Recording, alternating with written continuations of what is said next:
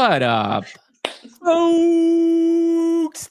Daila, I am so excited that you're here. Ever What is since you up? came on the space, I felt the energy and I knew this was going to be beautiful. How are you doing? I'm great. Thank you so much for having me. I'm going ahead and reposting this to make Yeah, sure yeah, yeah. that Take we your can see time. that Take your time. on the Angels page. But I'm really pumped about this. I'm really excited. There's not a lot of times where I get to kind of talk about why I'm I do what I do. So thanks for inviting me. This is gonna be a lot of fun. Absolutely. And I think speaking of doing something, my dog is scratching at the table right now. Hold on real quick because he just will not stop. You're good. I can remind everybody that Stella actually got Stella out of the room because she had just woken up, and if not, she would be yapping in the corner, and she tends to want to take over things herself. So I closed the door so she can't sneak in I anyway. would lift him up, but he's like 60-some pounds, so he's a little bit of a beast. Hey, buddy, how are you doing? Okay, sorry about that. See, I No, told you you're all I good. would screw this podcast up 100 more times than you will, so don't even worry about it. All right, It's got all the good. dog bouncing in. So, yeah, I saw just your energy, and I knew this was going to be a fantastic conversation. Ever since you came on Top Unfiltered Minds, I know we're going to have a really good. And this is what you already said, something very important, which is human stories. I think is one of the few things that we're going to have in the future with all of the technology emergence of that. You know, there will be AI people or AI bots that are trying to replicate this human-centered, genuine connection, but I think it's critically important. That's ultimately what my mission is to have these deep, authentic conversations because we will change lives today just based off this conversation. What are your thoughts there? Do you agree? Do you disagree? Do you feel that I vibe?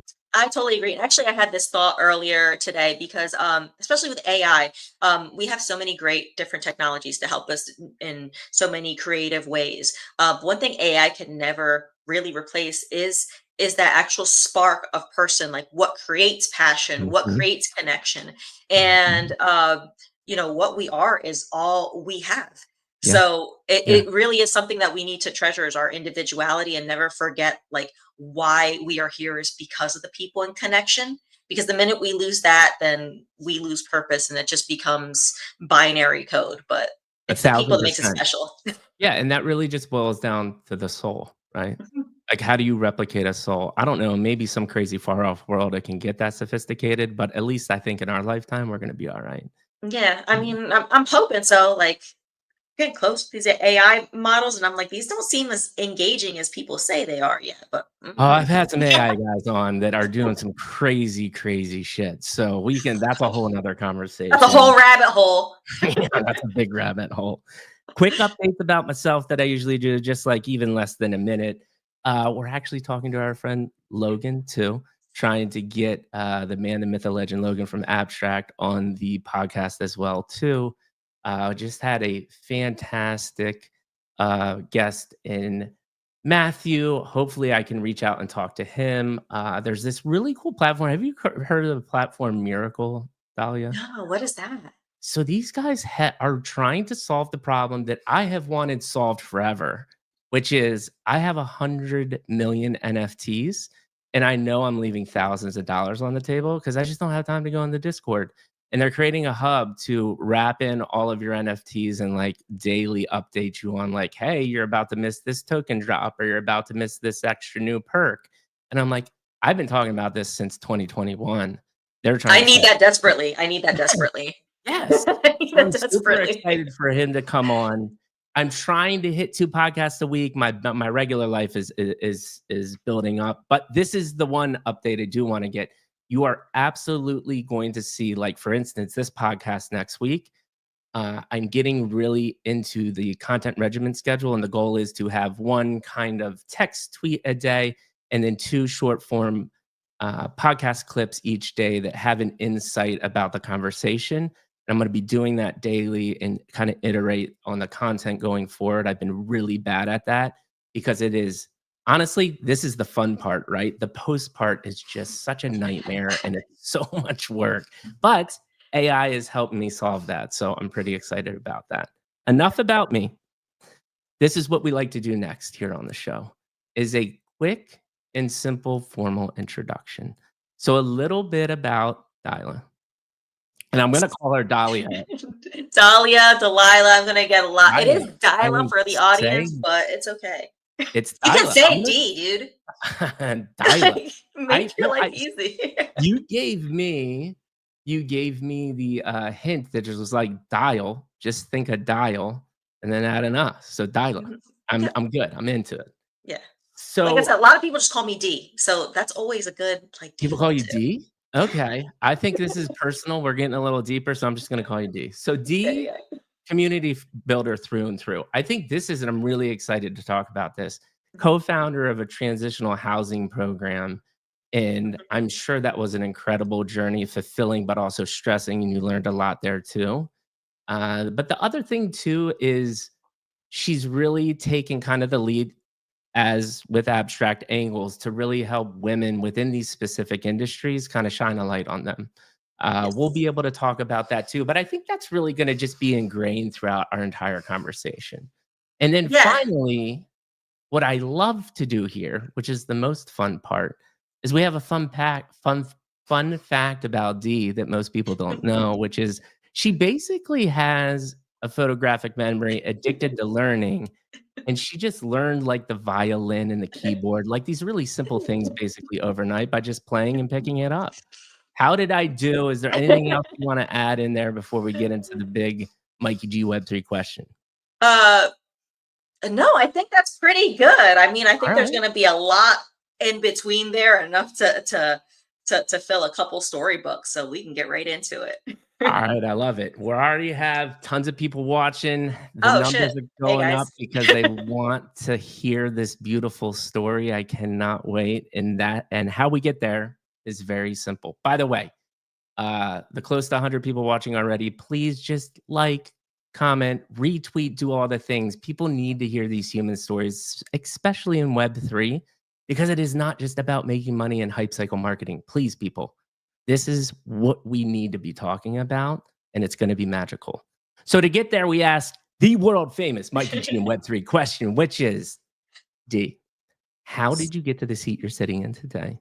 Please give me episode 1, 2, and 3. To reiterate for the audience that has never heard or seen this format, episode 1 is your childhood, right? Now, here, vivid memories, parental figures, whoever that may be. What were mantras? Be kind, pay it forward, work hard. Were you a tinker? Did you learn violin overnight? What did that look like? That then is going to eventually merge into episode 2, which is schooling. You're talking about your entrepreneurship career, how this community building obsession started. And then episode 3, obviously Web3. I'm sure we have a lot to talk about abstract, but would even love like a quick TLDR on your intro story on how you found Web3. And it's just going to turn into a magical conversation. So, with that being said, hit me with episode 1, anywhere you want to start in that childhood area. Episode 1. Okay, childhood. I wish I had like a cute sunshine and rainbows story about my childhood, Yeah. but the truth was it was not a pretty childhood. I was a product of poverty. I grew up in a very abusive environment, and my dad was in and out of jail. It was a pretty rough way to grow up. So very early on, I found myself escaping into reading, into art as a way to cope with the life that I had. Mm. I lived with my parents, but I was often home life was very tumultuous, so I was often sent to live with like family members for short periods of times, including my grandparents. And Wow. my grandparents were really the backbone of what I thought real people should be. Okay. Yeah, so my grandparents were great. They lived on a farm in Puerto Rico. My grandfather owned a watch shop, and I remember they had this huge gate in front of the house. And every morning at 8 o'clock sharp, my grandfather would go and unlock the gate and open it, because inevitably there would be somebody outside of that gate waiting for him, because he was constantly helping somebody. So his only boundary was like, hey, before 8 a.m. is my family time. That's it. But once I open that, I'm open to the community. And that really it really shaped my passion for the understanding of what it meant to be a successful person, because my grandparents were not rich people, but they were very high integrity people, and that was always something that I strove for. And I Right. define success as being somebody with high integrity and not somebody who was super flashy. And I'm very grateful for that perspective in life, because it took me really far. Yeah, you have said enough, like I said, to talk for days at this point. And you've said a couple things that I'm really, really interested in because you have this perspective. And again, I'm not really like interested in unpeeling the bad parts about it, but you do have a perspective about support networks.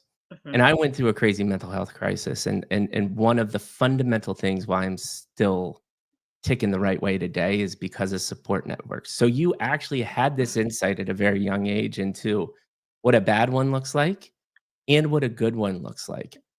What are your thoughts in general on support networks? And then I have a follow-up question. My thoughts in general are kind of going back to, like I said, what I saw my grandparents doing. I found that while these people were not blood relatives, there was something very intrinsically special about being part of a community where you could rely on people and they could rely on you. And that Yeah, could sustain you even when things in the family unit weren't good. right. And I found that that is something that was really important in the real world, in the Web3 world, Mhm. where people still need that intrinsic connection to be able to thrive. And Yeah, even if there isn't that familial bond, you can create some incredible synergies and communities that can create something even bigger than you could expect, and that can create some amazing things just by being the kind of person that people can rely on. yeah. Um, I I think that's a beautiful insight. I think the follow-up question here is for people that are in this bad situation, right? Like, how would you prioritize out of all of the things that they could do of support network? Would that be at the top? And do you have any recommendations on how to seek support networks when you're starting at square one? Any thoughts yeah, there? yeah, absolutely. And like I said, I grew up in a very traumatic environment. So like Mhm. mental health has always been a really big Right. struggle. And I have found myself at times where I'm like, it is just me. And the best advice I can give to people to be able to cope with that and to thrive outside of that is to become the person for others that you need. If you feel like you need connection and love, then be loving and connect with others. Put yourself out there, because the minute you start to cultivate that in yourself is the minute that you're able to even receive it from anybody else. Otherwise, you're too distracted by your own hurt to even feel it. So Mhm. give even if you have to LARP and say this is what a person who would be happy and would be like this would do, put yourself out there in Yeah. that way. Yeah. That is beautiful. Look, we're already ripping out like game changing shorts already. Like that is the perfect, perfect quote that is going to impact lives. Thank you so much for sharing that. You said some other things though that I'm really interested in, which was you had well, creativity we'll get to. It's one of my favorite topics. But you brought up your grandparents Mhm. and you talked about this before a certain amount of time, it was all family, but then he was giving to the community. That brings up kinda like tug and pull situations Mhm. alone within a family dynamic, right? Can you Right. talk it to about like, um, I guess, n what did you learn from that experience, I guess, is what I'm looking for. So my grandfather was a huge tinkerer. He was somebody who was kind of like a jack of all trades, and my grandmother was somebody, which again, while in a very humble living situation, somebody always carried herself with a lot of dignity and was very talented. She could cook, she can clean, she made the most beautiful artistic things, and they were never they were never shy about sharing these talents with others. However, knowing that the most rewarding thing was to be able to share that with the close nuclear unit. No matter how many people needed them or what kind of attention they had, everything always came back to where their priority was, and that physical gate, that physical barrier, became a Mm, very tangible, like just um, I guess, just metaphor for me, Mhm, where it was mhm. like you can have it both if you understand where your barrier is. Yeah, You can enjoy your family and privacy and making sure to keep that safe, and then have this other time where you block it off and you know where it starts and you know where it ends, so that you can keep yourself well balanced and you're not depleting yourself for others and it still stays rewarding. yes. I mean, this is such a critical insight as well too, Yeah. especially in Web3, and I get like, my version of getting caught up in it is you wanna be constantly on your phone, right? Like I've told you, like, I have a little one, a full-time job, and I'm trying to build these companies, and I find myself far too often being with a family looking at my phone, and it really is, uh, you know, I think the insight that you said was like something like a physical gate, a physical barrier sometimes is the way that you have to start, right? That's why always people are always saying like, just leave your cell phone outside your bedroom. It's the same thing with Yeah. hanging out with family too. Like you physically need to be doing these things to promote change till then it's ingrained in your habits. Amazing insight. Yeah, I've gotten to plenty of places, especially in Web3, because it is a 24-hour industry where you're like, I gotta check my phone. I have to answer this. And I've been plenty of times where I got myself to the point where I'm like, I'm feeling depleted. I'm feeling Mhm. Mhm. unappreciated. And I go back to my own boundaries and I say, Yeah, what did I not recognize in myself that allowed me to get to this point? Because nobody can violate your boundaries unless you let them. Nobody can push past that limit yeah, unless you brought that down. And so even now, like there's times where I'm like, okay, well, if I don't get to every message, I'll send a message and say, hey, I'm sorry I couldn't keep up with this. Keep it very real, keep it very human, but be honest with myself and the fact that I cannot keep up with everything 24/7, nor do I want to be the person who is available to everybody else 24/7 and not giving myself that own availability, because yeah, I do need my own like little quiet time too, just to like reset and recalibrate. And yeah. that keeps me feeling satisfied in what I do. That keeps me feeling grateful for my work and enough perspective to be able to zoom out and always like just kind of keep myself in line and not get burnt out, because burnout is, it It's real. happens every single day in the space and it's more pervasive than people want to admit. Yeah. Yeah, it's I had, uh, Chronos, the guy from Rough Riders, that he's an actual doctor, and I think the other people don't realize it's an actual medical diagnosis.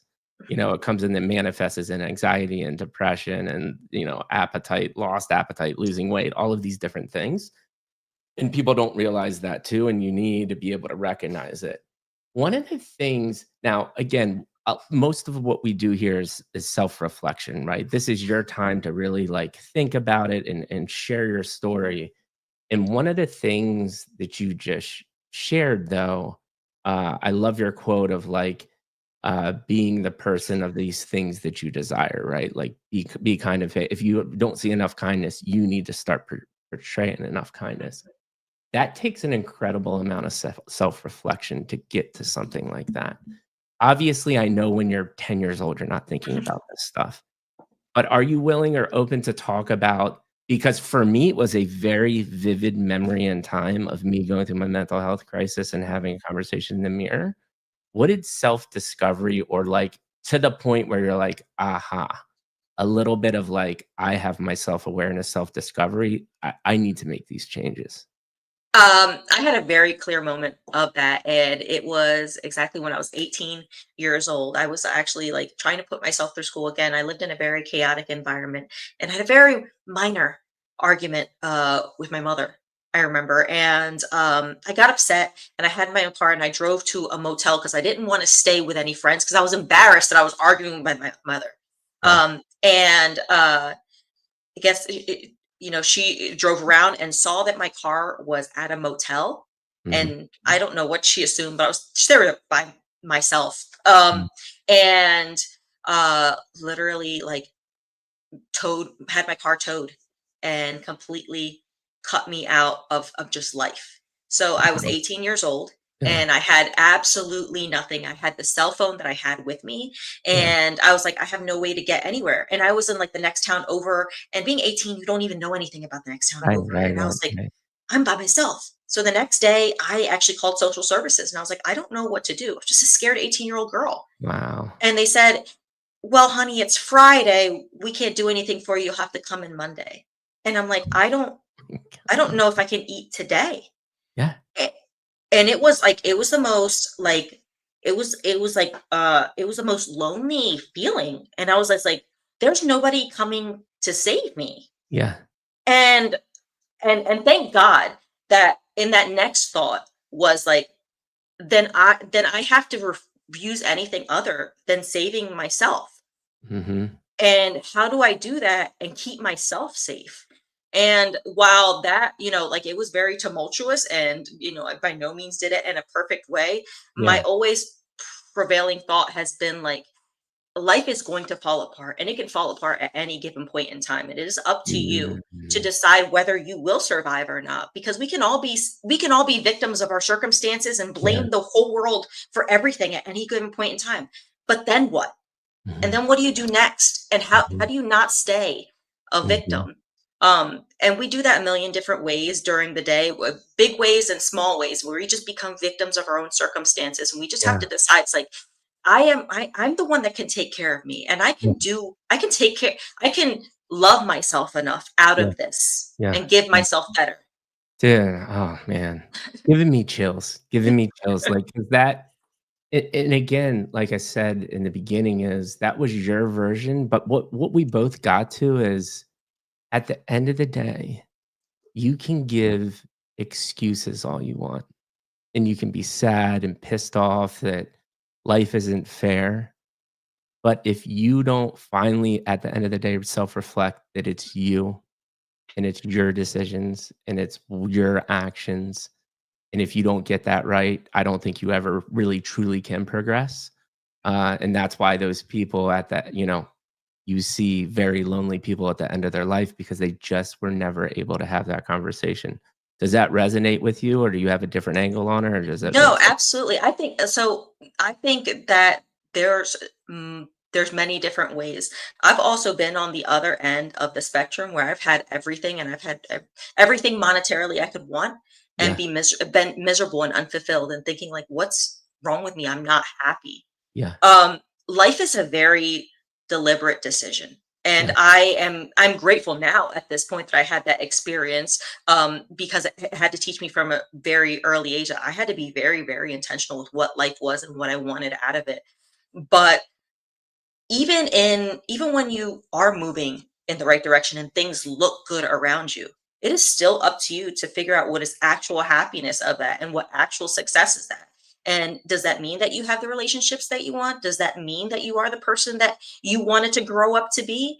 Because money doesn't fix that, and that is something about self-love and taking care of yourself that you have to get to. yeah, And so I yeah. always tell people, like, success is very much at the end of the day, am I proud of who I am, not of what I Yes. have? That Because is so, so right. I mean, you are just dropping insane knowledge. I love this. I've been through some Thank shit you. though.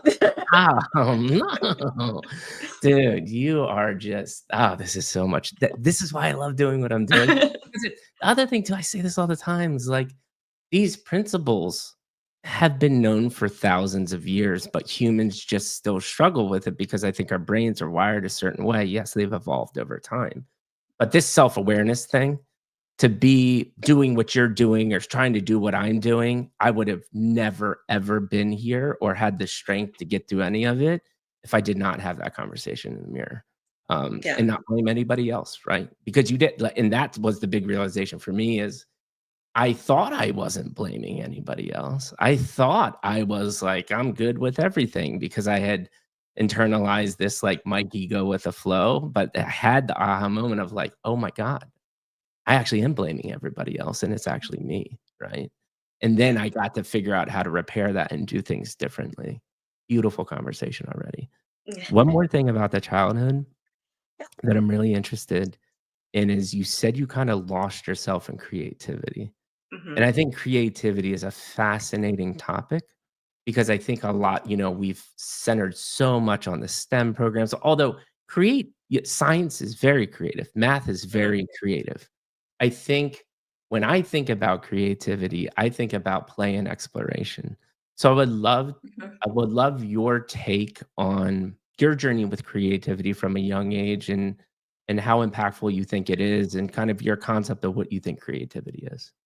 Sure, absolutely. So from a very young age, I was kind of left to my own devices. My parents just sometimes were just not around from a very young age, and but luckily there were always books around. Right. So I kind of just decided I'm just gonna just randomly read things. So I was a very good reader at an early age because I forced myself, and I developed this idea in my head where I kind of disassociated from real life, and I had this idea in my head where life is this storybook.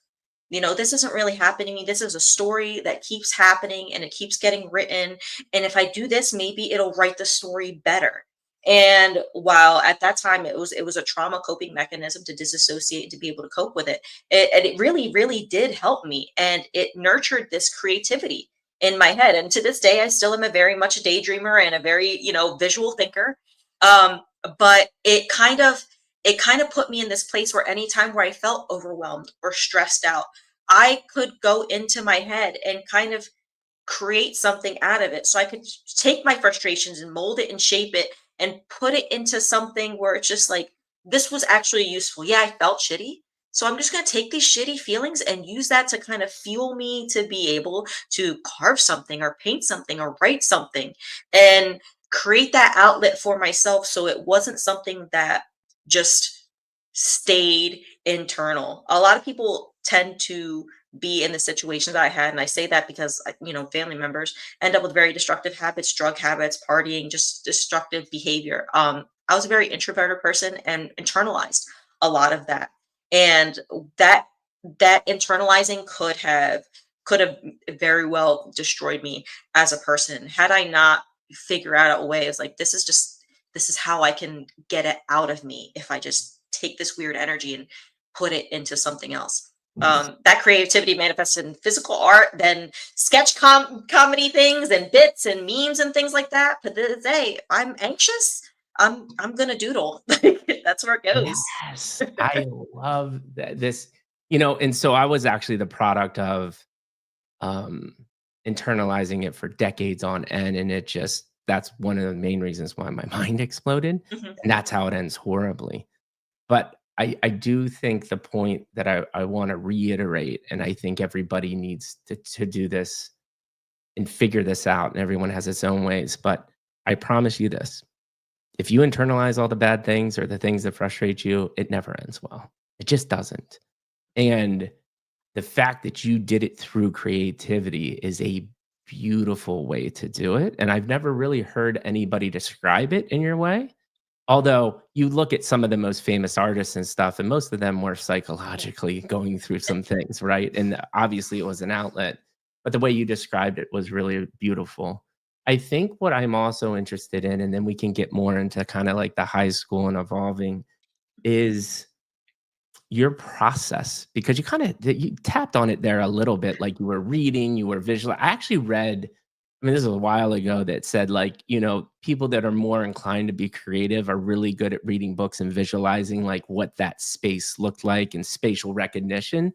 Do you align with that? And then if so, like kind of what is your process when you were manifesting these things outside?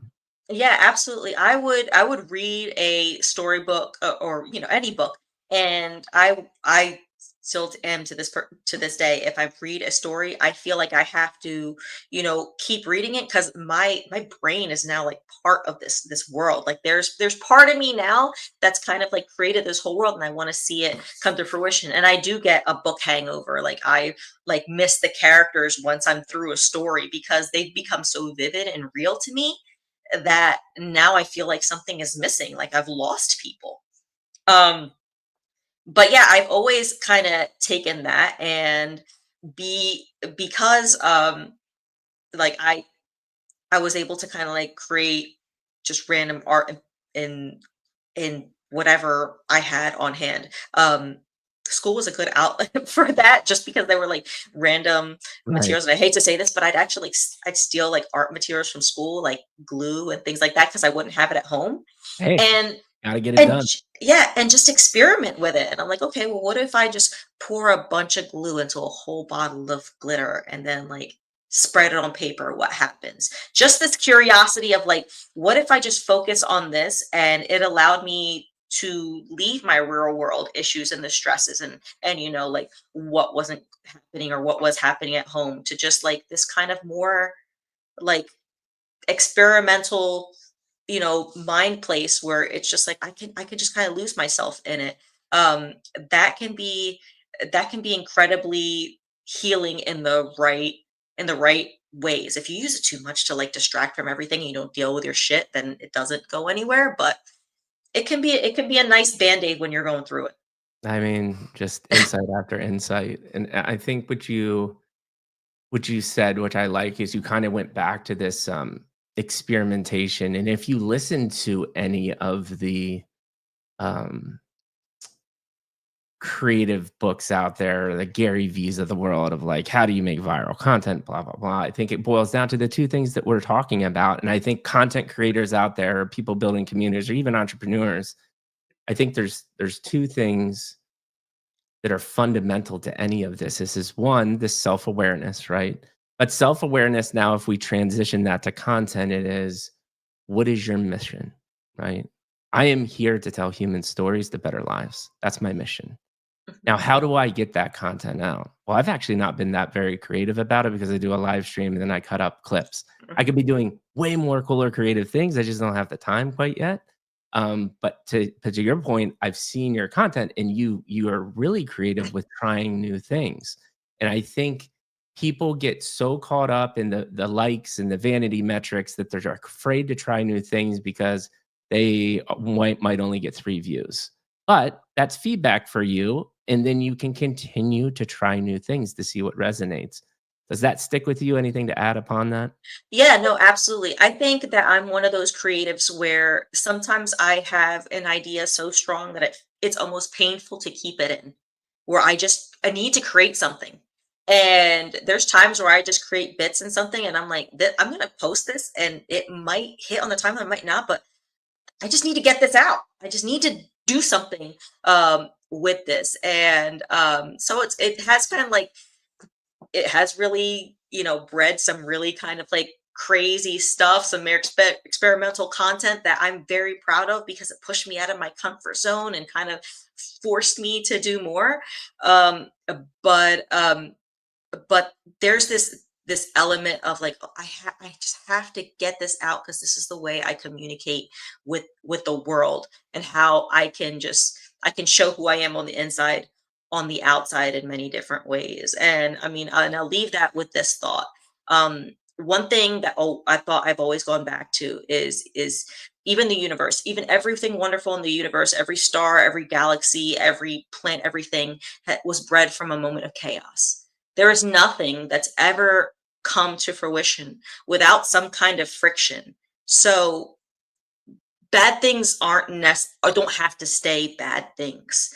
You don't have to stay in that mindset. And there is nobody who's going to tell you you can't take painful experiences and memories and make whatever the hell you want out of them. Nobody can stop you from doing that. You can Right. literally just decide, this is fuel now. It's not pain. Yeah. And the minute you can harness that is the minute you take an ownership of yourself that nobody can ever take away from you, and that can lead you to some really deep happiness with yourself. Just just you keep on rolling it out. You're making my job very easy. I just need to segue into the next thing. I think we did a really good job already starting to understand the base of who you are as a human being. So thank you so much for being vulnerable and sharing that already. I would love to start transitioning on to, and we'll call this more episode 2-ish. Again, we're rapidly approaching 200 people watching. Come on, Ooh, like, boy. retweet. Come on, abstract, baby. D is dropping the bombs. I'm over So here wringing out my little sloth, just like I love my it. little. how is that not a Pudgy? What's going Right. on there? They're upstairs, actually. My little pudgies are upstairs. I just have this guy Okay. down here right No, now. sloths are cute. I just got my little man, I took him to the San Diego Zoo and got him a little polar bear, and he loves it. Loves it. And we just got pandas back, so he loved seeing the Oh, that's pandas. awesome. That's Yeah, awesome. they're super cool. That zoo is amazing, by the way. It's fantastic. So, episode 2, kinda transitioning into it, I had a really good follow-up question, but I just lost it. My bad. So Did we're I just derail gonna you? No, no, no. It was you inspired me, and I wish I had it was on the tip of my tongue, but we're just gonna keep on going.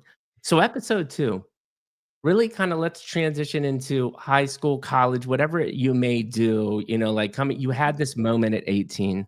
Is there anything else you wanna touch in before that? Or we can take that moment at 18 where you were like, Alright, I need to make this fundamental change, and we'll go from there."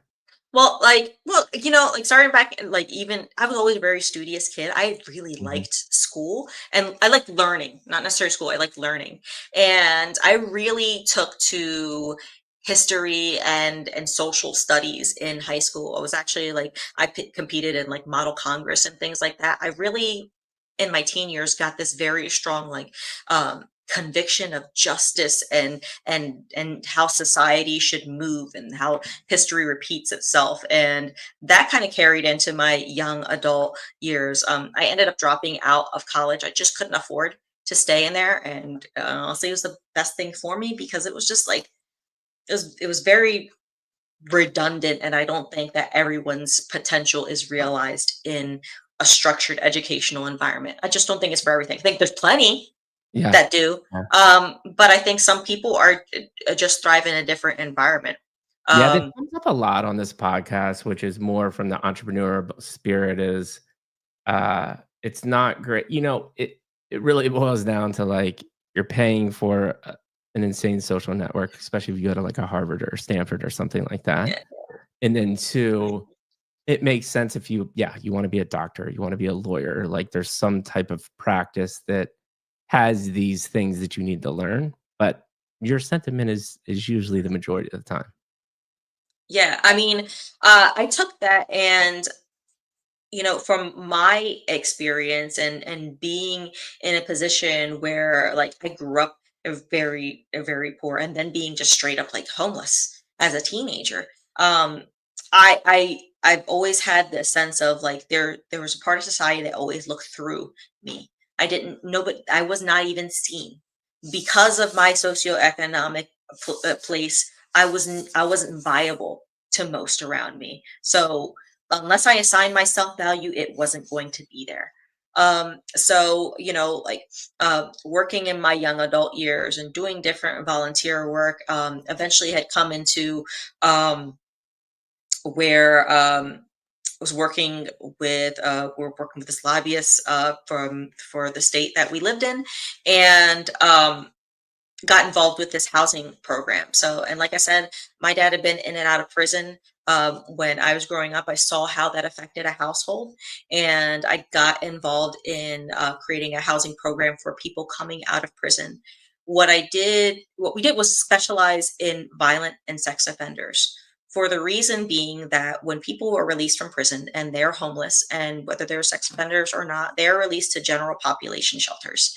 And these are shelters that have women and children, families in crisis, just people just in a tough time in your life. And I remember being invisible, and I remember my safety and my well-being not being important because of where I was. And I would found myself in a position in life where I was like, I have a perspective where I can actually do something with this, and I can shape this in a way that has a different feeling that isn't just like some politician assigning a number and just trying to get money out of a facility. Like I can make this something special. um and in doing that, um really learned even more about society. Ended up, having symposiums where we were talking about how poverty was actually like a form of post-traumatic stress disorder, and how people in poverty do grow up under different circumstances. And yes, they do think and act differently because they grew up in a different circumstance, and learning how to see potential in people that the rest of the world decided no longer had potential. And Yeah. mind you, these offenders were like, oh, he was 20 and was dating a girl who lied about her age, kind of thing. Not people who were like Right. doing, gross abuses and things like that. Those kind of people should never leave prison or be readapted to society. But our goal was to get them to be people who are now productive members of society who could live a life that they were now proud of, so they didn't feel like they had to go back to prison just to survive. Yeah. And That is, I mean, again, just such a you're driven by trying to do good from such a traumatic place, which all came from these things of self-awareness. One of the things, and this could be like a little more controversial, but I don't like, this is a very complex subject. mhm. But I think there's a lot of like late this day and age, a lot of weight on race and gender and all of these different things, which I get there's complexities, there's inequalities there. What you said though to me is part of me thinks we don't talk enough about the socioeconomic part, because I think that's one of the main driving factors out of all of these different adversities that people go through. Or am I or am I over, am I giving social economic disadvantages too much credit? No, so I am a Latina and I grew up in a very poor environment. When I graduated high school, I wasn't congratulated on any of my accomplishments, my, like what I did in school, whether what I learned. I was congratulated for graduating high school and not getting pregnant. Yes. And Those so were the things that were normal to me. you know, right, that's what was right, expected of me. And yeah, they're like, we want to say that these biases aren't there, but we do see the shadows of, okay, yeah, yeah, we kind of expect that here, because there are times where things that happen, there's like, this doesn't happen in our neighborhood right, over here. right, right. And And so you make the point that I was trying to get at, right? Is that is there's biases, there's racism, all of these things exist. I think my question to you is how much of that do you think comes from the economic disadvantage opposed to what you look like? I think, and I'm interested in this conversation.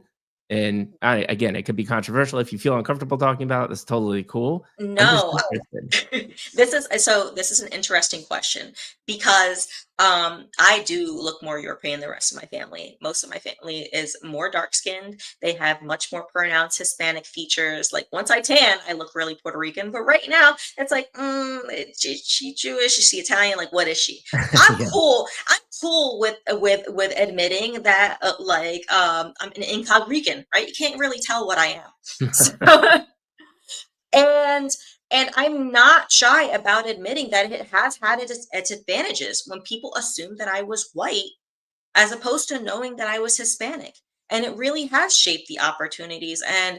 and I've seen it firsthand. And I don't want to say that it's done with ill intention. I don't think that it's something that people would, you know, be like, oh well, well, she's Latina, but it does happen, Yeah. Oh, because for there is an sure. expectation in what you've seen in society. And have I sometimes just kind of been like, yeah, I'm not going to sit here and put my big, hoop earrings and flag on blast, because I don't need to represent, being Latina like that.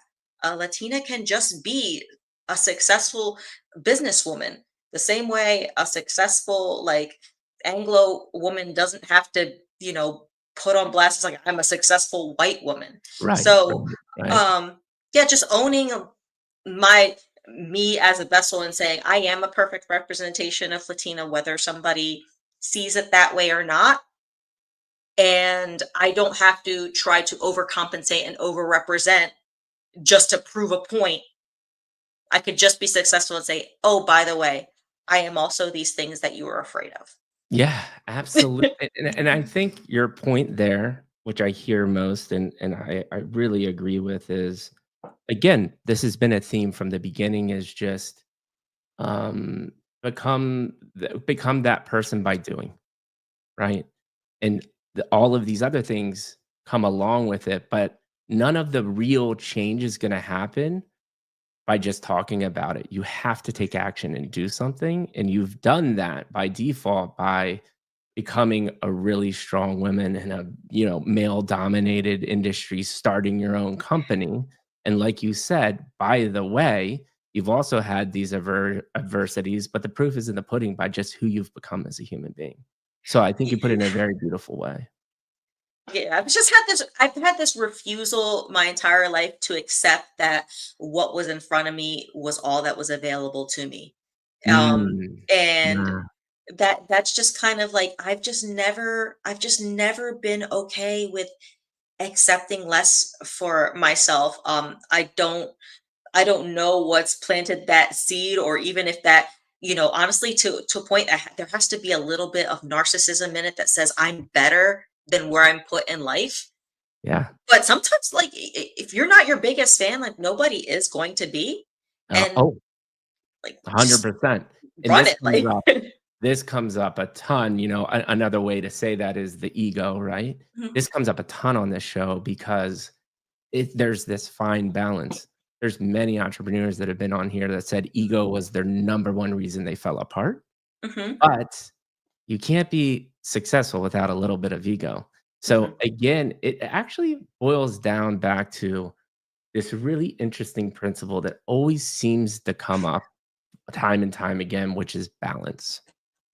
What is your take on balance? And because I've gone so far in either spectrum on balance based on the conversations that I've had, but I keep on going back to, whether it is weight loss or Web3, right? Mhm, The balance isn't there because, let's take Web3 for instance. You got a narrative that you could become a millionaire overnight. mhm, You got a, narrative that if you aren't in the trenches 16 hours a day, you aren't gonna be successful. But balance is actually how most people acquire success here, right? mhm. What is your thought on balance in general or how it's impacted your life? This is a really important question because I don't think personally I've achieved balance until probably the last 4 years. Mm, Um, and that's including the times where I've been, achieved super success. I went from being like completely homeless, 18, 19 years old, not knowing where my next meal come from, to making my first million by 29. That's a huge freaking swing. huge swing. Huge swing. And, like I said, there, being at the point where it's just like I have all the money in the world that I would want. I could buy anything. I could pick up and go wherever I want tomorrow. And I did find myself where I was not happy. Um, and I wasn't satisfied with myself. And I had always been this person who was like, I want to push myself and I want to do more.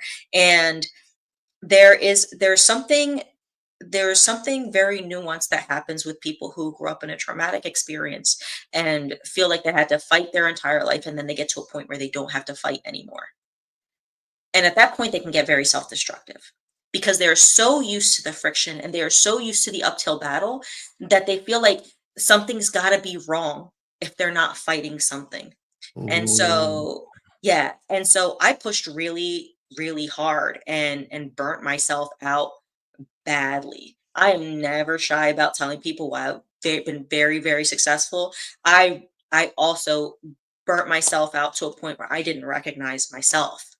I did way too much. I got to a point where I was dealing with things like suicides and overdoses in my facilities, yeah, and yeah, working 24/7, being a parent, um, and um, and to get to, long story short, my body just started like giving in on itself. yeah, I got to a point where I was like physically ill, could not leave the bed, could not breathe like on my own. I was I was on like so much medication and things, and yeah, I was broken spiritually, emotionally, mentally, physically, and I put myself there.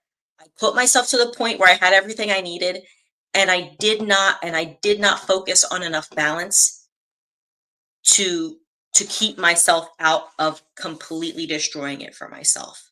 yeah. And at that point when you just completely fall apart, you're just like, and then what? And now what am I? And now what do I do? And it had taken a long time to say, oh, like, all right, having this makes me happy, but if I work to this point, now I'm working towards an image and I'm not working towards my own happiness anymore. I'm working towards somebody else's idea of what success looks like. Yeah. And Yeah. I've really had to reevaluate how I see myself, give myself grace to not be the best at every single thing, to have bad days, to be okay with being vulnerable about things, to be okay with saying I don't have the answers, I don't know how to do this, or I'm just straight shit at this, because I had trouble with admitting if I wasn't good at anything because I had to fight so hard for everything. Yeah. So that's only come in the past few years where I'm just like, you know what? I'm okay with just sucking at stuff. I'm okay if, like, if I don't have everything I want on the rails this month. I'm okay if I have times where I'm just like, what direction should this part of my life go?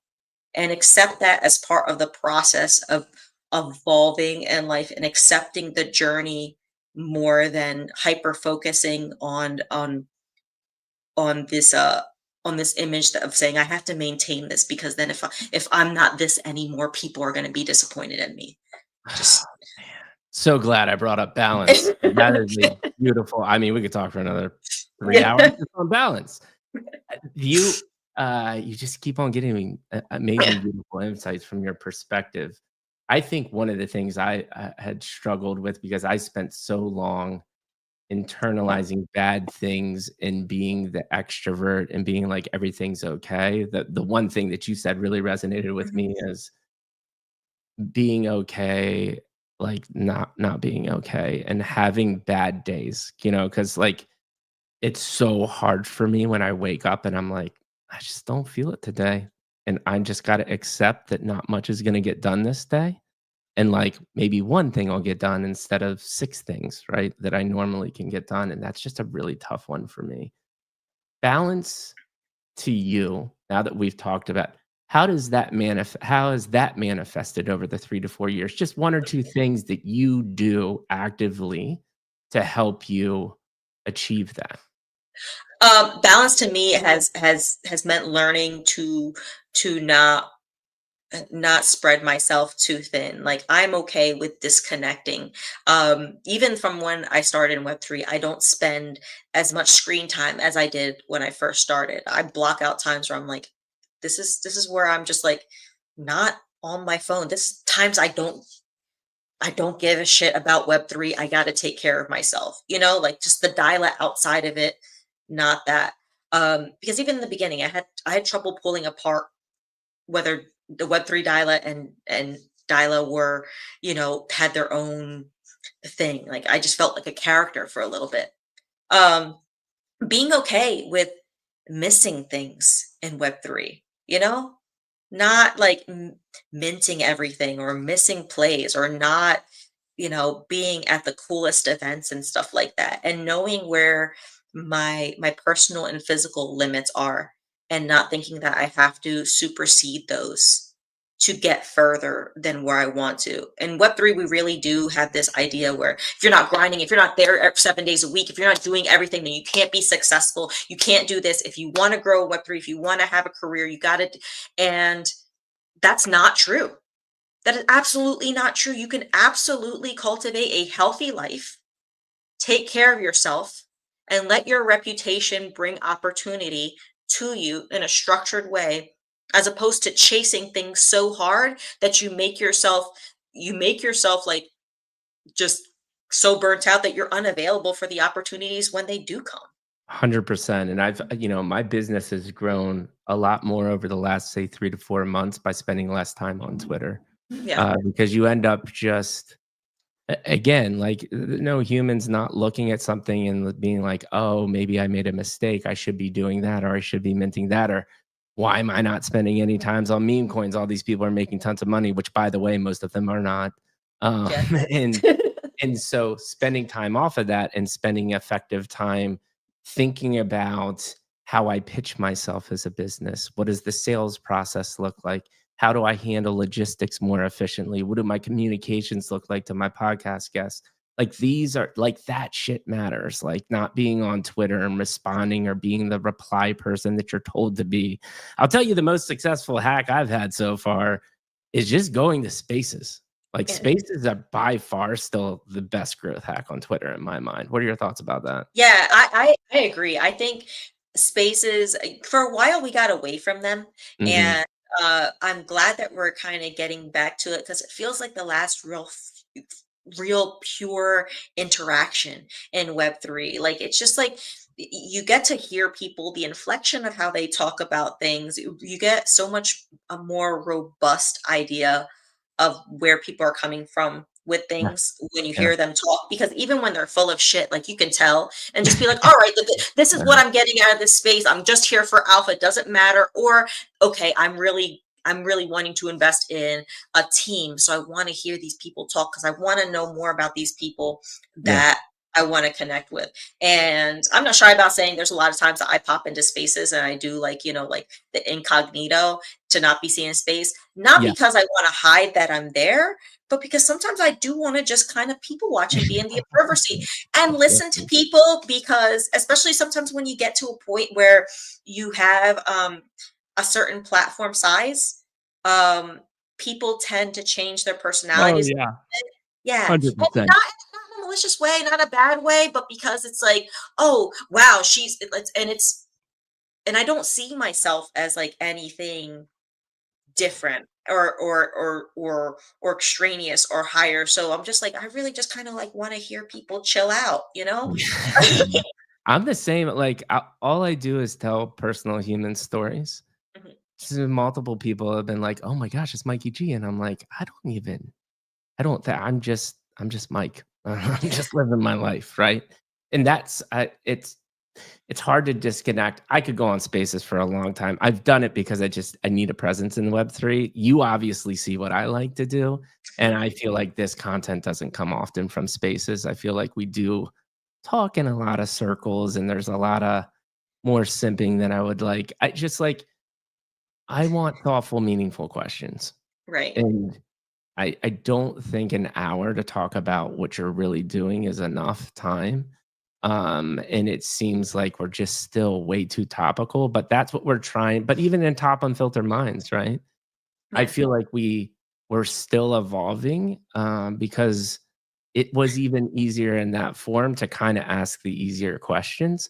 I felt like the one we just had recently with Matthew was phenomenal because we really did get deep into the how do you balance hype cycle marketing and Web3? Because that's really all it is. Hmm. If you really understand what marketing is, there's so much more that goes into it.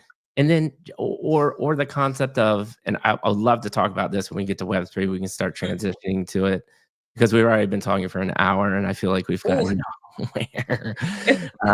And I want to give you a solid 20 to 30 minutes. And do you have a hard stop? By the way, do you have 4 o'clock hard stop? Or you? Nah, I'm chilling. I'm I chilling. I technically do because I need to hang out with my wife and my kid, but I we'll love do that that for you. later. We'll make sure that we stop. I do like 75 degrees and sunny outside. It's gorgeous. Oh, hell yeah. What do you do? We're gonna Yeah. go a little If splash you don't pad. stop, I'll stop you.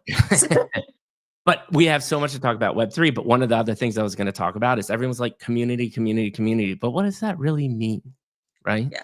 And I think that's something that we should talk about on this podcast. Yeah, for sure. Anything else? So I actually would ask this because we did talk a lot about really beautiful subjects like balance and burnout and all of these different things. For somebody that is an entrepreneur or a leader like yourself that has gone and you going through literally homelessness to a millionaire, what are 1 to 2 skill sets that you built with that time, kind of more business-wide to help be successful? Was it leading people? Was it organization? Was it strategic thinking? What do you think these couple skill sets that you gained that have really helped you, A, in Web3 or just in life in general? Listening with strategic thinking skills is probably the most important thing that you can do. That it is People don't understand that listening is a very, very real skill you need to hone. Actually listening to people, actually understanding what they're saying, how to properly respond, how to process that information, and how to deduce things out of that to apply it to yourself properly is a real talent. And also, just really sometimes having an absurd blind faith in yourself. Just saying, like, sometimes you do have to say to yourself, the worst thing that can happen is I don't try at all, right? I have to try. I have to keep moving. And if I stop right here, of course I fail.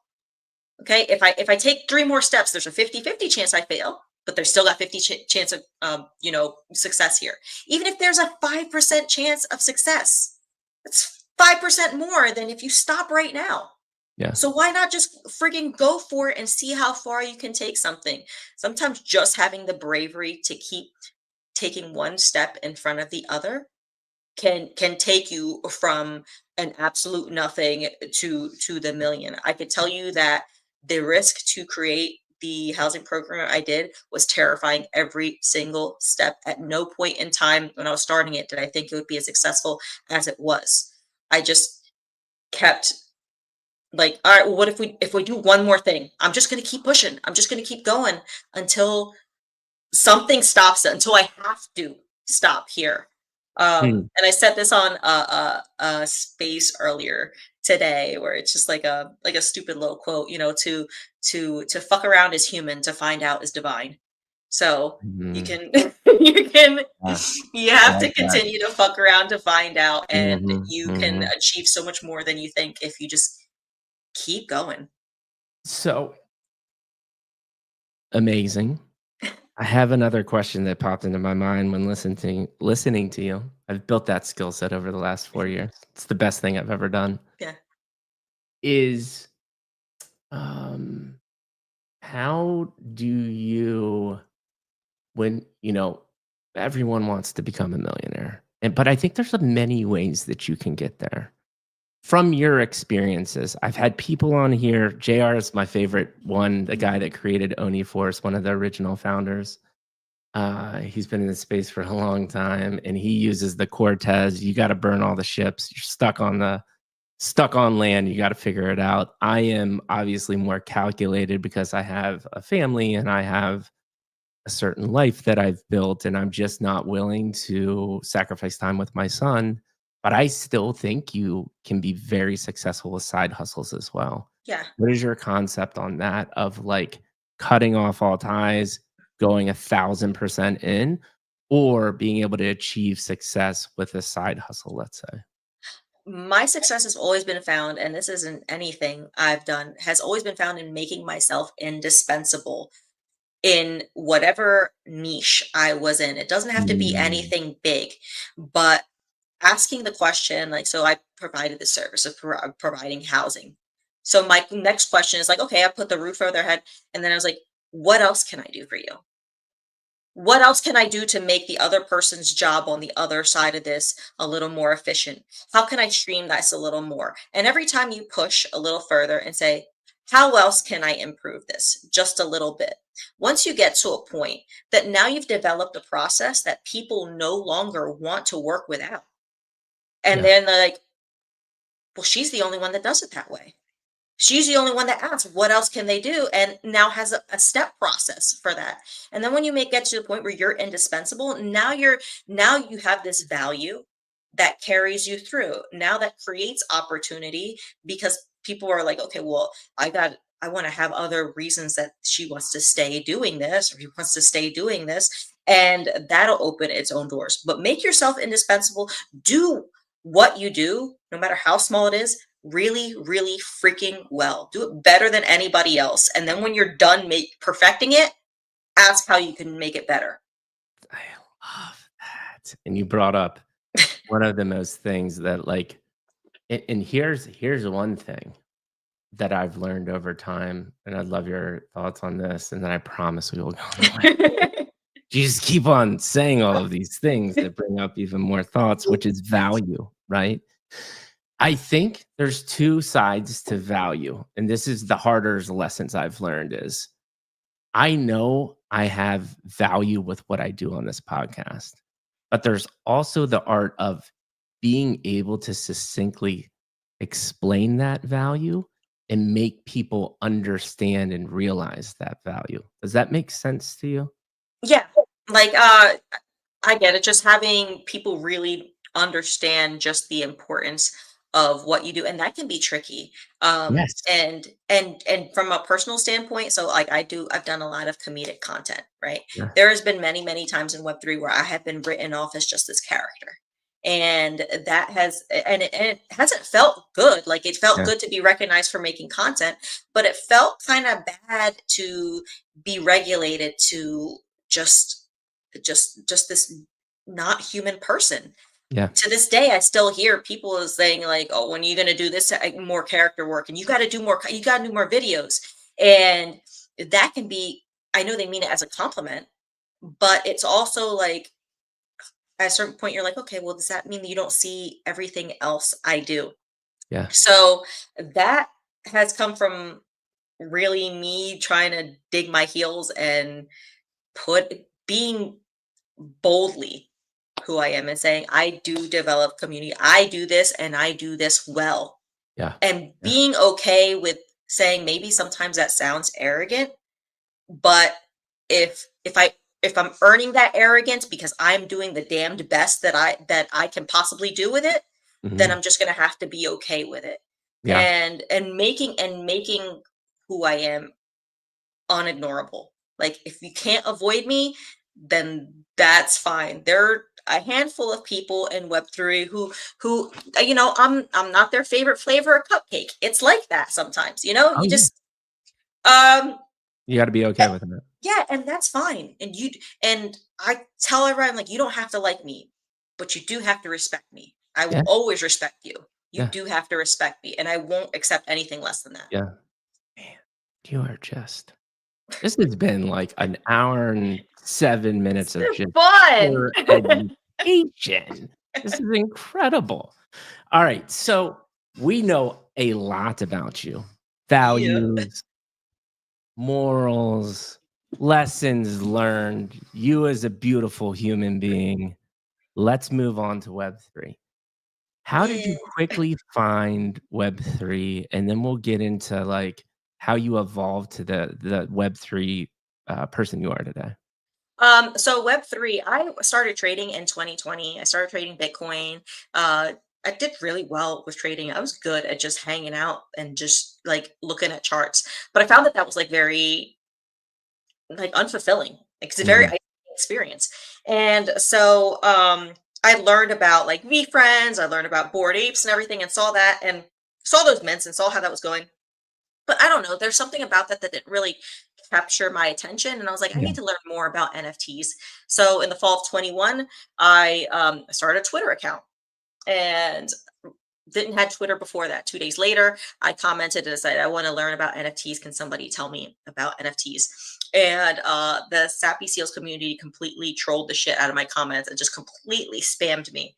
And I do credit the Sappy Seal community a lot for where my perspective is and what my priorities are in community and how I felt Mm, when I joined that community because it was this very, very young group, right? right, In a very right. small group, and they were from all over the world, and they were just brilliant and sweet and genuine, and everybody was undoxed. So all I had was personalities. Yeah, And I was at a time in my life where I wasn't very good at like trying to connect with people personally. I was just kind of like when you get in seasons in your life where you're just like I'm just gonna chill in my own lane for a second, like yeah, I was in one of those. So I was just like kind of like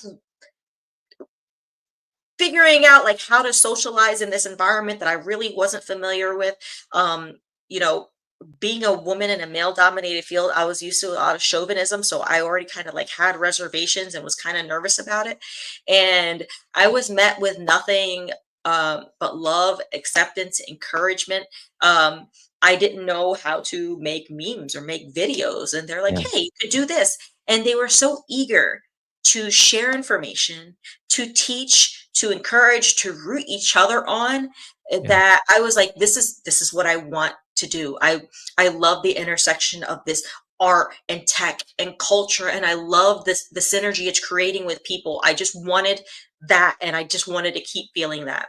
And Yeah. so yeah, from there, like um I'm still to this day a seal holder. I got into other communities. I got into creating more content for the space at large just because I wanted to widen my circle. Mhm. I wanted to learn about different communities because they all had a different vibe. They all had something else to offer. And that gave me such a huge like macro view of the space. One thing I did see repeatedly was like the way certain women were treated, and there were certain characters, and I don't even need to name names, but if I did, people would recognize them Yeah. of men in the space who had habitual like just habitually harassing and treating women poorly. Yeah. And there was and is an express need for women to show up for each other and support each other. We Yeah. don't have to be like holding hands, best friends, like braiding each other's hair, but we all want to be, yeah, like it doesn't have to be a pillow fight, Right. but we all want the same things, right? We want to be here where we can learn, we can feel safe to ask questions, and we can be respected and just genuinely appreciated for just being real people. Yeah. And that's kind of been something that had really stuck with me and been kind of like a prevailing theme over Mhm. what I've done. Sappy Seals has Sappy Sisters, which is like just kind of like same thing, like a group of women who were able to support each other, and being able to grow that and see that through the rest of the ecosystem, and kind of Yeah. be like, all right, how do we make this kind of like a more structured support situation? How do we make this so that every woman can have this feeling of like there are places in the community, multiple places we can go that feel like these safe harbors. Yeah. So And that's yeah, what what the question there is like, and from that side, is it more is it a what do you find unfold in those, more kind of female centric places? Is it just feeling a feeling of a safe place? Is it sharing stories of how to navigate this crazy place? Like what does that look like? I'm interested. being very honest, every women's community can be very different, and it is very, very easy to create a women's community that just kind of turns into like it feels like Bad Girls Club, Yeah. and just like like for any male like community, if you have a Yeah. bunch of like chads in a room, it can get very chauvinistic really fast, right? Like it's just personality dynamics, right? Um, I have found that it really does depend on who, like, the real leaders of the group are, and set the tone and the boundaries for the conversation and how it goes. For me personally, in the groups that I've been in, it has been an environment where you could literally just kind of go in and ask any question, from personal, physical health issues to how to trade and information on blockchain tech, everything, the whole gamut. I have talked about everything from from DeFi to gynecological issues and men and everything in between. Yeah. And that's real, because we are real people, Yeah. talking about each other's families and our finances, and feeling safe that it's like, all right, and these aren't people who are going to take this information and somehow use it against me or judge me in any way. I think that that's really, really important. I think everybody should have that. Yeah. But for me in particular, I want to create it for women because, like I said, when I'm going back to the idea of like seeing my grandparents and how they felt about community and why they had their boundary, which is to me like the women's communities are like the people on the outside that gate, right? Like the people who it's like during my times, I can be a part of this and we can support each other. And then at nighttime, when it's time for me to close the gate, I can be with my family and feel like I provided something. My cup was filled, filled somebody else's cup. And I can still have this where I bring that experience with me and just make my, I don't know, my personal life just that much better. Um, I think that that's a really, really important Yeah. metric that we don't pay enough attention to in Web3, but I do, and prioritizing that has made me really Wait, wait, happy wait. here. Metric in what way? Like where it's people's understanding of balancing, like having that online community and keeping like their personal community, and this like the way they balance each other together and not Gotcha. letting one supersede the other, because it can go Gotcha. the other way where people just live in a group chat and now that becomes more important than their family. Yeah, And and you coming in your own echo chamber and yeah, and I've seen women talk each other out of relationships or create oh, other relationships, yeah, and it can get very touchy, but like yeah. it's like if you know how to balance it right, it can be pretty awesome. Yeah, and so that actually was what I was hearing is this there's 2 things. What are the tactics or insights with it?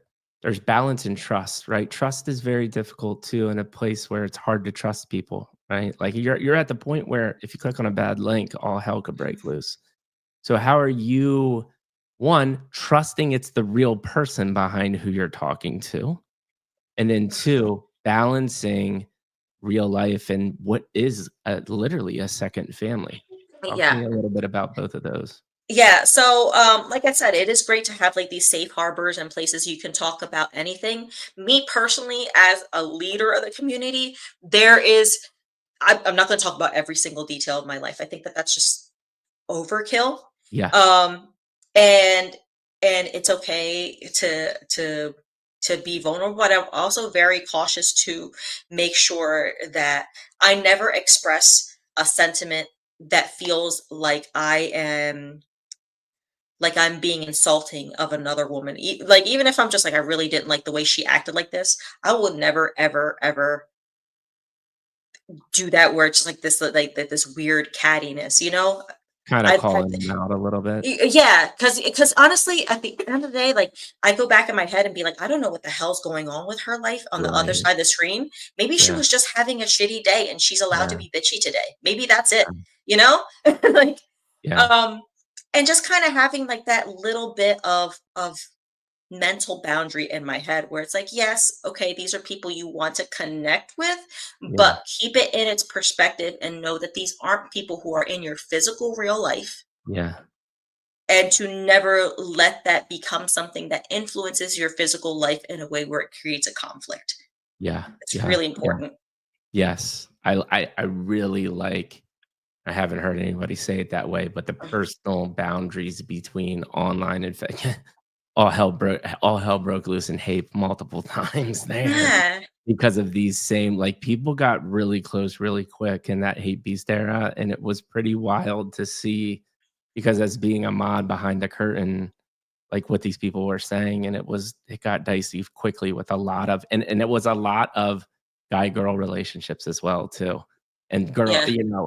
uh whether it was the guy or the girl, but having real life relationships, and then now there's multiple relationships within these discords, it got hairy. Yeah, man. I mean, like so when people are talking and they're chatting a lot, when you're texting, sometimes you're able to articulate feelings a little more than you would if you're audibly talking, right? To Yeah, me, like sometimes when I'm texting someone, I'm like, okay, I can compose my thought a little better.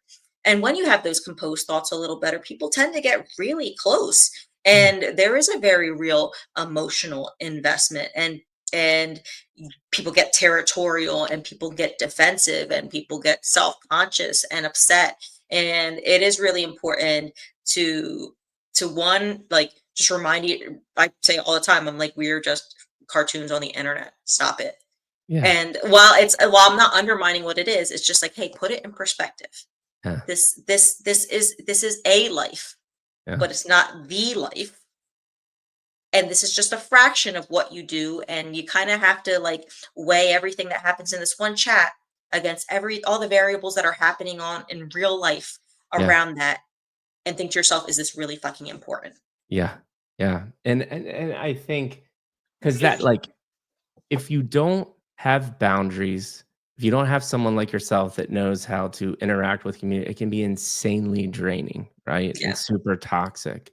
So I'm really interested in what does community mean to you? Because far often I see community for Web3, mainly projects, is we need hype. We need to get people playing games and be interacting and who knows who's behind the PFP, and a lot of it is shallow. So when you think about community and you're tasked to build a new community or an effective community, what is that for you?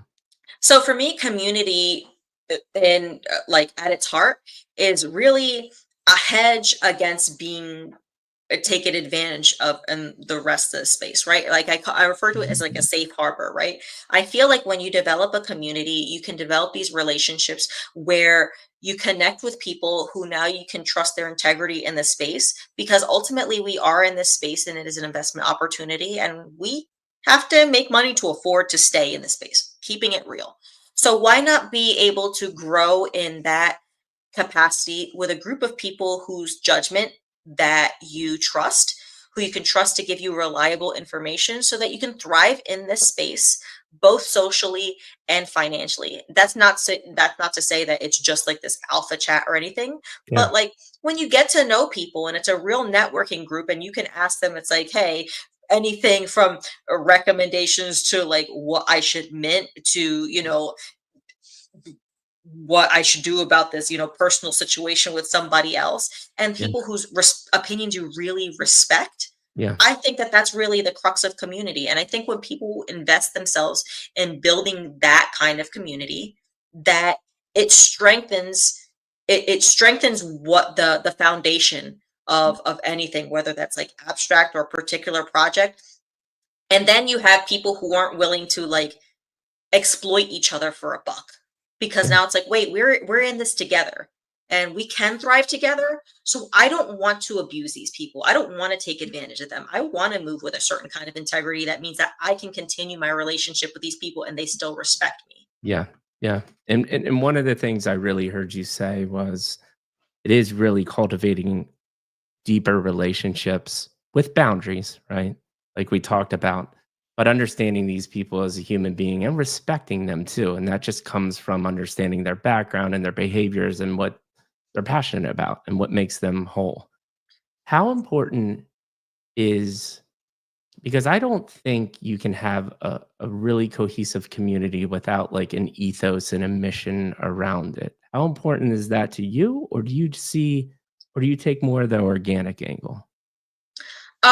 For me, in my place in building community, because I'm not building community for a particular project. Mhm, So I have no choice but to say the organic angle. And I mhm. literally look at building it like if I was building a small town. It's like, okay, what kind of group do I want? Well, I want diversity in ages. I want diversity in demographics so that we have well-rounded conversations. I Yeah, want to make sure that we're not too weighted in this kind of personality, because then they'll drown out the others. Like mm, you have way too many extroverts, then you're not going to have like the people who are more quiet and just want to be in the chat, who feel comfortable sharing things. right. Um, and and and regularly intervals taking inventory of the group and making changes to it, whether that's removing people, whether that's saying, we should add a few more people because like, there are more people who can benefit from this. And like Yeah, having new members is exciting because there's more people to learn about. They could bring new insight. Um, but being able to have the confidence to like really just like shape it so that the core the core message of the group always is, it's a place where you can go, where there's people who lead with integrity, who you can respect, who respect you, and you can just again thrive both socially and financially in a very chaotic space where there's a lot of scammy crazy shit going on. yeah, yeah. Beautiful, beautiful insight. I like the organic take. Totally understand where it comes Yeah. from. I like the town analogy as well too. Yeah. I don't have I a floor price to pump, so I'm just like, this is good, that if I don't, so I don't have to worry about, okay, I have to maintain hype in this project because of Right, people right. interest. To me, it's just like, I have to keep people excited to stay in contact with each other. I want Yeah. people to be so, I want people to see so much value in the relationships that they have, that that's why they want to be here and not because of We're just what gonna they're have to buying do it a out of. one-off space on deeper community talk where this is gonna have to happen because there's so much to unpack here. Yeah. We are almost an hour and a half in. Mhm. I'm running out of time, but I also want to obviously talk about, and here's my ask for you. Yeah. I've talked, I've had Michael Lee on this podcast. We've talked about how amazing the abstract team is time and time again. So we know that abstract angels and abstract in general. One, how did you get to? Are you like officially employed by them? Are you a partner or Yeah. Yeah. so I'm you're officially on the team. Yep. so you're officially on the team? How did that even happen? And then two, other than the team, what ultimately makes you excited about the future? Well, I'll keep it quick because I do want you to get to your wife and kid. That's really important to me. So I'm going to keep it Yeah. speedy. So the way I came in contact was because I've known Finn for a really long time. Okay. And he was part of one of these chats of people who I feel have integrity and whose judgment I trust. And he Yeah. said, "Hey, I work for Abstract now. I think that you'd be interested, and we're starting a women's community. Would you be interested in me adding you to the chat?" I said, "Yeah, absolutely." After a little while, there was somebody else who was running the chat, and he contacts me and he's like, "Listen, I know you're active in the chat." He's like, "And so and so's doing it. It's like she really doesn't have the bandwidth, and I was thinking that maybe like you could take over if you do. What do you think?" And I'm like, "Yeah, sure." Yeah. And I'm like, "Well, what does that entail?" He's like, "Just have a chat." He's like, "We just want to build community. This is way before the launch and everything." He's like, "We really just want people who are genuinely engaged in the ecosystem and want to learn more and grow." He's like, "We don't need farmers. We're not going to be paying a bunch of like KOLs just to shill it. So we just have like quick pump and dumps." He's like, "Just add people who are good people in the space and create a community." I was like, "Bet, let's do that." So that's my introduction to abstract. Same way I introduce other people. It's just like, this is something awesome. I think that you'll be interested in. Do you want to hang out? Yeah. Um, and what gets me really excited and motivates me, that's in two parts. One, for the female community. What gets me really excited and motivated is I have never been anything but supported by the community, by the team and the men Yeah. for abstract. Never anything short of respect, support, whatever I need, whatever questions I have, they're more than gracious. And it really is amazing to work under people like Michael, like Saivar, like Luca, who are so incredibly brilliant and driven and humble and knowledgeable. It makes you want to do your job better. It makes you want to make other people see how amazing what they're building is. I want other people to root for the builders as much as they are for the product. Um, Finn has again been nothing short of gracious. The entire marketing team is just phenomenal. The community team also just always just so consistently like, how can we just how can we support you? How can we make you enjoy your experience here? And it makes you want to do nothing less than say like, yes, oh my gosh, I love being a part of this. I want more people to appreciate this. I want this to grow, because if we grow, we can grow the team, right? And honestly, I feel like I wouldn't have a strong presence in Web3 anymore if it weren't for something like abstract. It really did bring my love of what was most important to me in Web3 back after the horrible, meme coin trench time. And I feel like it's brought a lot of soul back to communities and timelines. So having that again really, really does fuel my fire and inspires me to do so much more. Beautiful, beautiful insight yet again. So here's what we'll do. This is how I wind down every podcast. I have one more question, one more All formal right. question. I promise you. It's not. Don't get scared. You're And good. then I'll give you my Maybe. final comments, and we'll call it a day. We have so many more opportunities to make more content. I'm really excited that we had this opportunity because, like I say, I really do look at this as the beginning of a friendship. And I'm here too. Like, my sole goal is like, how do I just help and empower people? So thank you so much for everything that you've shared. We have hundreds of people watching that you've impacted somebody's life. I know you have in some form, and we'll be able to in the future because this is a podcast and it's going to be evergreen content. My last question is, You have ran thousands of spaces. You help lead community. You've been part of other podcasts and stream. How do you think today went compared to other things you experienced in Web3? Oh Um, boy. Mikey G podcast. Honestly, this has been very, very refreshing. There are so many times where, and not that this is a bad thing, people are looking for more information. What's the secret that I can reveal, so I can have that bullish piece of information nobody else has on the timeline yet? Yeah. And again, while there's nothing wrong with that, there's not often a lot of emphasis on who the actual person is, and it always just feels like that the host is kind of like you can see behind their eyes. They're spending more time like thinking about the next question they want than actually like absorbing what's being talked about. And this actually felt like a real conversation. There were a few times where I actually forgot that we were doing a podcast. So fuck me, right? But but like we said earlier, like there that human spark, that connection is something that's so special. And if we lose that in Web3, we're really, really going to lose our way. That is the only thing that's keeping this afloat and keeping us really moving in the right direction where we can be something productive. And without something like this, like we don't have a way to kind of like funnel that. So like I want more conversations like this from you, from freaking everybody.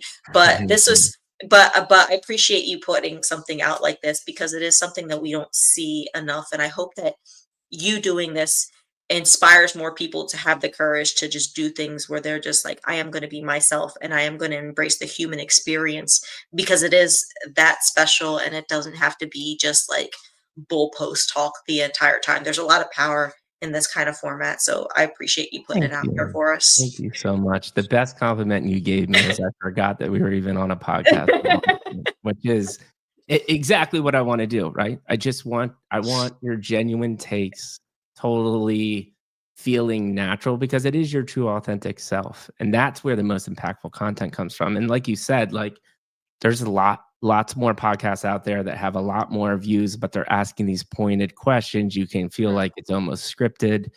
And this content, in my mind, just is such much more impactful. And you'll be happy to know within the last month, two of my guests that have come on have started their own podcast because of me.